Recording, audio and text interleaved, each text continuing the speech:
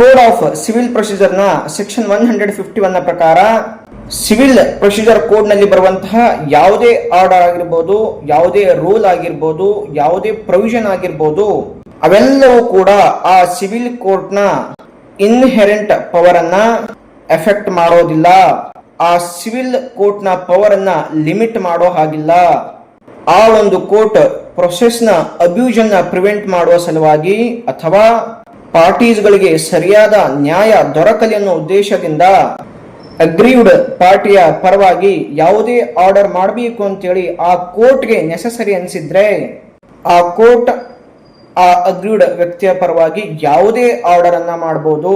ನಾವು ಯಾವುದೇ ರೂಲ್ ಅಥವಾ ಆರ್ಡರ್ ನ ಸಹಾಯದಿಂದ ಸಿವಿಲ್ ಕೋರ್ಟ್ ನ ಪವರ್ ಅನ್ನ ನಾವು ಲಿಮಿಟ್ ಮಾಡೋದಕ್ಕೆ ಬರೋದಿಲ್ಲ.